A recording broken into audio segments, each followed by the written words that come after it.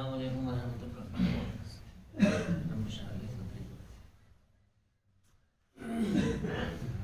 بھیا جب فارغ ہو گئے ہو اندر آ جاؤ۔ اسلام جو ہے وہ دین رحمت ہے اور پوری انسانیت کے لیے، پوری انسانیت کے لیے اللہ تعالیٰ جو رحیم ہے، رحم کرتے ہیں اور رحمت ہے۔ سارے انبیاء جو آئے اس دنیا میں سب رحمت ہے، اور آخری نبی جو ہمارے آپ صلی اللہ علیہ وسلم ہے، جو سب سے آخری میں اللہ تعالیٰ نے دنیا میں بھیجا، وہ بھی رحمت ہے۔ اور ہمارے لیے قرآن بھی رحمت، یعنی جو چیزیں بھی سب بھیجی سب رحمت بنا کر بھیجی، کہ یہ سب رحمت ہے انسانوں کے لیے۔ اور اس امت کے بارے میں بھی یہ کہا کہ تم بھی لوگوں کے لیے برپا کیے گئے، اور تم میں سب سے بہتر وہ ہے جو دوسروں کو فائدہ پہنچائے، سب سے زیادہ وہ سب سے زیادہ بہتر۔ تو فائدہ پہنچانے والا یعنی ان پر رحمت اور رحم کرنے والا، اور ان کے ساتھ اچھے اخلاق اور اچھے تعلقات رکھنے والا، یہ ساری چیزیں۔ اور اسلام جو ہے وہ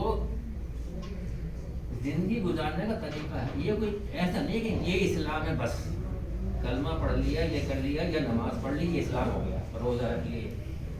پوری زندگی گزارنے کا طریقہ اسلام، اور اس کا ہر شعبہ کوئی بھی اس سے چھوٹا ہوا نہیں ہے، جس میں قاعدے قانون اسلام کے اندر بتایا گیا ہو۔ کچھ بھی لے لو دنیا کا،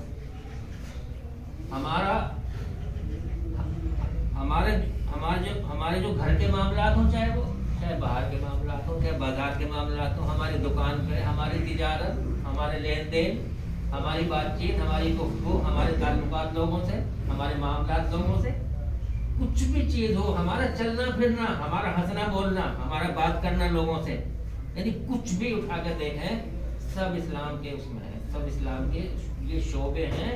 اور اسی لیے کہا کہ اے لوگوں جو ایمان لائے ہو، کل کے کل، پورے کے پورے اسلام میں داخل ہو جاؤ، اور شیطان کے نقش قدم کی پیروی مت کرو۔ کل کے کل کیا ہوا؟ کل کے کل ہر شعبے میں، نماز روزہ حج زکوٰۃ تو کر لی، اب دکان پہ بیٹھے تو اپنی مرضی سے چل رہا ہے، اب تجارت کر رہے ہیں تو اپنی مرضی سے چل رہی ہے، کچھ اور کر رہے ہیں تو اپنی مرضی سے چل رہا ہے، کیا شادی اپنی مرضی سے چل رہی ہے نا۔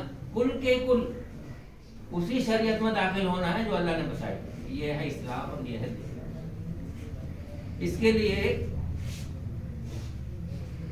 اللہ تعالیٰ نے ہمیں قرآن کے ذریعے بھی، اور آپ صلی اللہ علیہ وسلم نے احادیث کے ذریعے پورے اسلام کو ہم تک پہنچا، اور اس کے ہم تک اس کو ماننے کا، اور اس کو حکم ہوا کہ اس کو ایسے کرنا ہے، اور سارے اس کے جو قاعدے قانون ہیں وہ ہم پر واضح کیے گئے۔ اسلام یہ چاہتا ہے کہ انسان بن کر، سنور کر، اور اس کی جو عادت اخلاق ہیں وہ پورے نکھار کے ساتھ خیر اور رحمت بن کر لوگوں کے سامنے آئے۔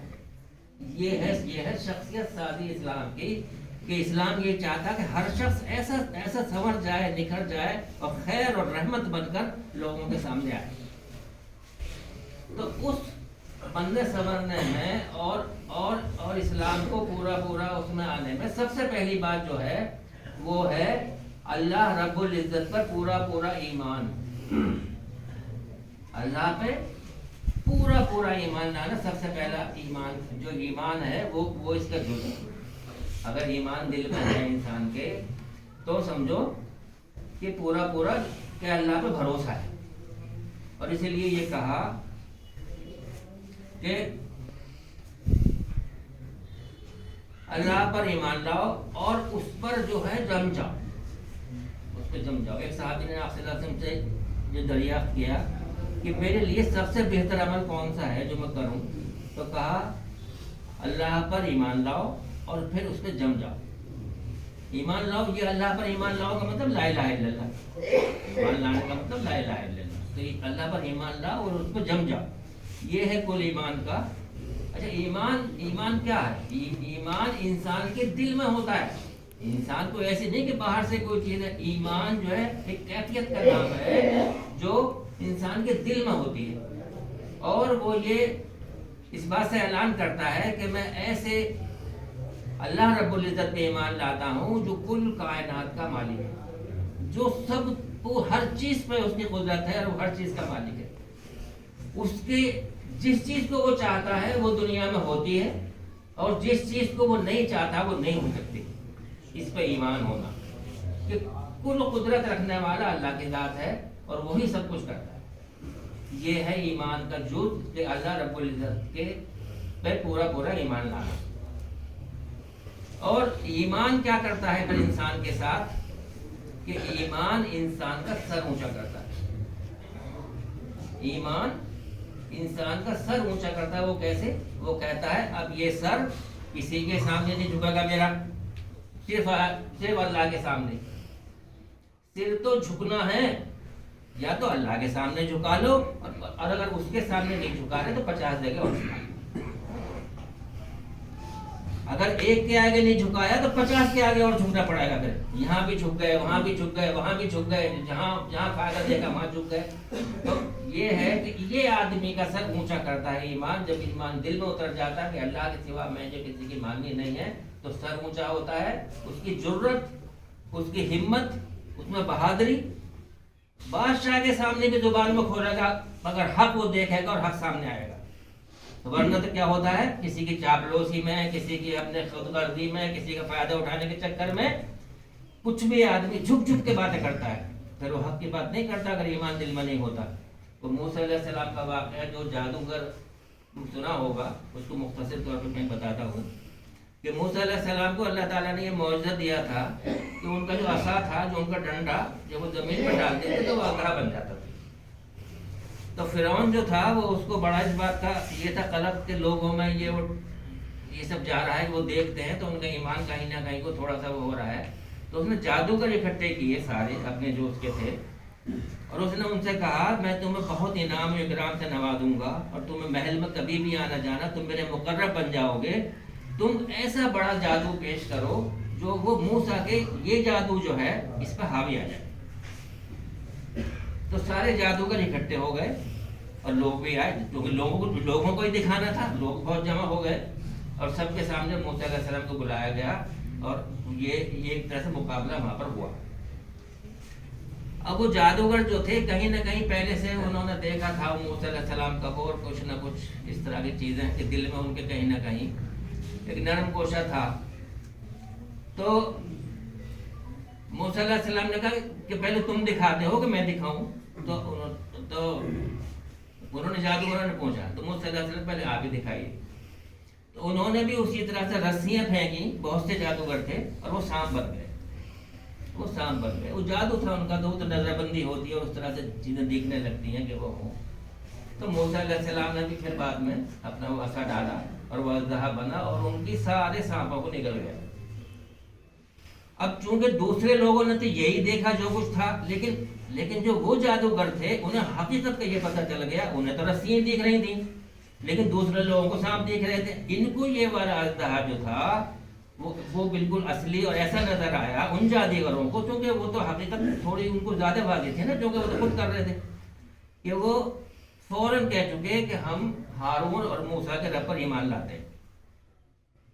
کہاں تو وہ اتنا ڈر رہے تھے، اتنے خوف میں تھے، فرعون کے سامنے وہ سب کچھ تھا، سب کچھ مال ملنے کی امید تھی، وہاں پر پورا محل میں آنے جانے کا معاملہ تھا، عزت افزائی ہوگی، یہ ہوگی۔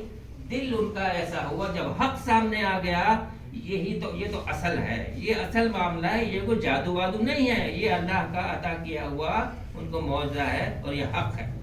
تو کیا ہوا؟ ذکر یہ ہے کہ جب اسلام دل میں آیا، حق دل میں آیا، ایمان دل میں آیا، تو وہ خوف ان کا جاتا رہا فرعون سے، اور سب کچھ وہ اتنے بہادر اور اتنی جرت ان میں آ گئی کہ بادشاہ کے سامنے بھی انہوں نے یہ کہہ دیا کہ ہم ہارون کے اور موسیٰ کے رب پر ایمان لاتے ہیں، جس کے کسی کی ہمت نہیں تھی کہنے کی، کہ بادشاہ کے سامنے جو اتنا بڑا دشمن تھا کہ وہ۔ تو یہ ہوتا ہے خوف اور یہ ہوتا ہے بے خوف۔ ایمان والے کے دل میں خوف نہیں ہوتا، بے خوفی کی زندگی جیتا ہے وہ، کچھ بھی ہو جائے حق پہ رہنا ہے، اللہ میرا ساتھ ہے، میرے ساتھ اللہ ہے۔ اس فرعون نے کہا میں تمہارے ہاتھ پیر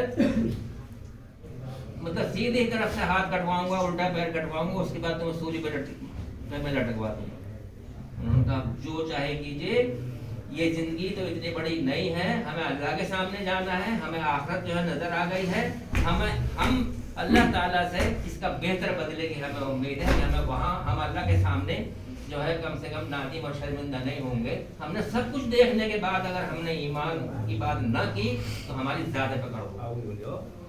تو وہ ایمان لے آئے، اور یہ بھی ذکر یہ ہو رہا ہے اس وقت اس بات کا کہ ایمان بے خوفی پیدا کرتا ہے۔ ایمان جب آتا ہے تو انسان بے خوف اور جرت اور ہمت اور بہادری یہ اس میں پیدا ہوتی ہے۔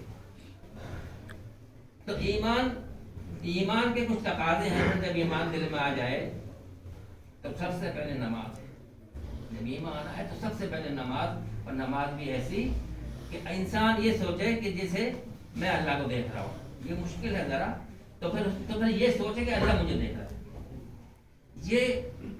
یہی پریکٹس کرانے کے لیے سمجھو نماز پڑھائی جاتی ہے کہ اللہ مجھے دیکھ رہا ہے، کیونکہ اس میں اللہ تعالیٰ سے مانگتا بھی ہے انسان، دعائیں مانگتا ہے، تعریف کرتا ہے، مناجات ہے، سب ہے، اور اس کے ساتھ ساتھ یہ سوچتا ہے کہ اللہ مجھے دیکھ رہا ہے۔ اور یہ کیفیت جب انسان میں پیدا ہو جاتی ہے کہ اللہ مجھے دیکھ رہا ہے، تو مسجد کے باہر بھی یہ کیفیت پیدا ہو گئی، اللہ مجھے دیکھ رہا ہے۔ جس وقت وہ ایسا کام کرنا چاہ رہا ہے جو اس کی طبیعت اس کو بہکا رہی ہے، تب بھی وہ یہ سوچتا ہے اللہ مجھے دیکھ رہا ہے، پھر وہ کام نہیں کرتا جو اللہ کو ناپسند ہے۔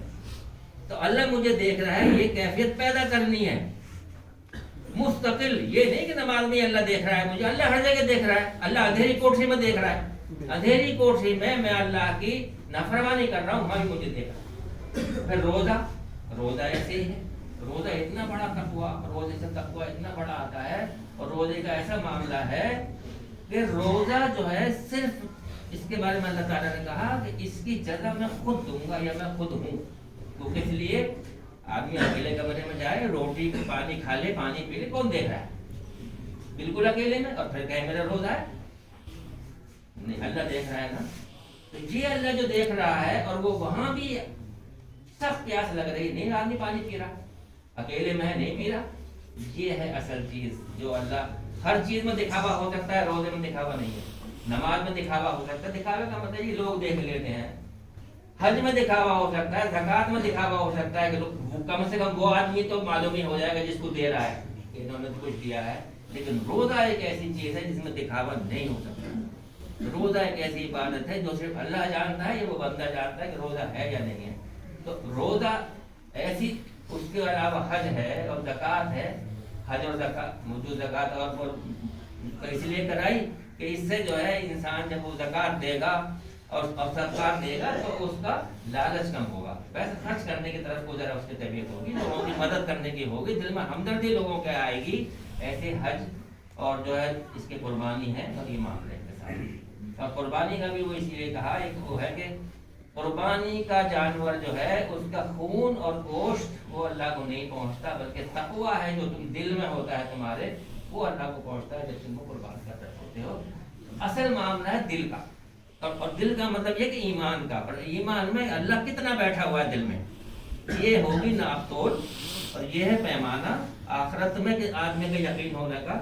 آخرت کا تو ایمان میں آخرت ہی نمبر ایک وہ چیز ہے جو انسان کو برائی سے روکتی ہے۔ بچے بھی یوں کہہ دیتا ہے تو نے میری یہ چیز لے لی، میں اللہ کے یہاں جا کے لوں گا، کہتا ہے نا ہم تو اللہ کے یہاں جا کے لے لیں گے۔ یہ جو پیدا ہو گیا ہے جذبہ، یہ اس کو تو سکون پہنچا رہا ہے، جس جو کہہ رہا ہے اللہ کے یہاں جا کے لے لوں گا، چلو وہاں مل جائے گا، اور جس نے لے لیا اس کو یہ پہنچ رہا ہے کہ مجھے وہ دینا پڑتا ہے۔ تو اگر یہ چیز پیدا ہو جائے آخرت والی دل میں تو گناہ انسان کم کرے گا، کیونکہ وہاں جا کے بھگتان بھگتنا پڑے گا، اور سارے وہ حقدار جن کے حق مارے ہیں، ستایا ہے، کچھ کیا ہے، پریشان کیا ہے، وہ ہم سے ہمارا سارا حق لے لیں گے وہاں پر، اور ہمارے پاس کچھ نہیں بچے گا۔ ایک تو ہم لے کے ہی کم جا رہے ہیں یہاں اپنے اعمال، اور وہ بھی اگر وہ لے لیں ہم سے کہ جو حقدار ہیں یا جن کو ہم نے ستایا، تو پھر ہمارے پاس کیا بچنے والا ہے۔ تو آخرت کا یقین بھی انسان کو جو ہے وہ اس کا ایمان مضبوط ہوتا ہے اس سے، اور وہ گناہوں سے بچتا ہے۔ آخری بات یہ ہے کہ علم جو ہے، علم کا حاصل کرنا، علم سے بھی انسان کی شخصیت نکھرتی ہے، اور اسلام کا مقصد بھی یہی ہے کہ وہ اس کی شخصیت بھی انسان کی نکھرے۔ علم کے بغیر ایمان بھی نہیں آتا۔ علم ویسے تو بعد میں جب اس کا ذکر ہو رہا ہے، لیکن علم جو ہے نمبر 1 پہ ہے. کسی چیز کے جب تک علم نہیں ہوگا اللہ کا تو کیسے اللہ پہ ایمان؟ جب تک علم نہیں ہوگا، اگر ہمیں قرآن کا تو قرآن پہ کیسا ایمان؟ تو علم جو ہے وہ ایسی چیز ہے جس کے بارے میں یہ کہا آپ صلی اللہ علیہ وسلم نے کہ مرد اور عورت، ہر مسلمان مرد عورت پر علم حاصل کرنا فرض ہے. فرض جیسے نماز فرض ہے نا، اس کو فرض بتایا. اور کسی مذہب میں، دنیا کے کتنے مذاہب ہیں، دنیا میں کتنے مذاہب ہیں، کسی مذہب میں یہ نہیں کہا گیا کہ علم حاصل کرنا فرض ہے. ہمارے مذہب میں کہا علم حاصل کرنا فرض ہے، اور سب سے پیچھے دنیا میں قوم ہماری ہے جو علم میں سب سے پیچھے. سوچنے والی بات. یعنی یہ کہہ دیا علم حاصل کرو، تمہیں امامت جو ملتی ہے، بادشاہ جو ملتی ہے اللہ کی طرف سے، اور وہ جو ملتی ہے اسی کو ملتی ہے علم والے، جو اس کو جانتے ہیں، پہچانتے ہیں، سمجھتے ہیں، چیزوں کو کرتے ہیں، وقت کے حساب سے چلتے ہیں. ان کو امامت اللہ دیتا ہے، ان کو امام بناتا ہے. اور ہم کیا، ہمارے ساتھ کیا حال ہوا کہ ہم سب سے پیچھے ہو گئے. پوری دنیا میں سب سے پیچھے جو ہے مسلمان ہے علم کے معاملے میں. اور یہ سارا علم جتنا ہمیں دیکھتا ہے کل کا کل، صرف علم یہ نہیں ہے کہ یہ جو لوگ، کوئی ڈاکٹری پڑھ رہا، کوئی انجینئرنگ پڑھ رہا، کوئی بی اے کر لیا، کچھ ایم اے کر لیا، کچھ فلاں کر لیا، یہ کر لیا، اور یہ دین کا علم الگ. سارے علم ہیں. کچھ لوگوں نے یہ کہہ دیا کہ یہ والے علم تو علم ہے، اور وہ علم، وہ بھی اللہ نے علم، وہ بھی اللہ کا ہی بھیجا ہوا ہے. اگر ڈاکٹر اتنے مردوں کی وہاں پہ وہ ایجاد نہ ہوتی، گولیاں نہ بنتی، ترقی نہ ہوتی، تو انسانوں پر کیسے فائدہ پہنچتا؟ یا اگر انجینئر پل نہ بناتے، یہ سڑکیں نہ بناتے، یہ گاڑیاں جو گھوم رہی ہیں، یہ جو ہوائی جہاز اڑ رہے ہیں، پانی کے جہاز چل رہے ہیں، یہ کیا کیا سہولتیں چل رہی ہیں، یہ سب بجلی اور یہ سب کو، یہ کہاں سے چل رہی ہے؟ اللہ نے علم بھیجا، انسان کے دماغ میں اتارا، اس نے استعمال کیا اور یہ سب ہوا. تو علم کا حاصل کرنا بھی ہمارے اوپر فرض ہے. تو یہ ساری چیزیں جب ہم کریں گے تب ہماری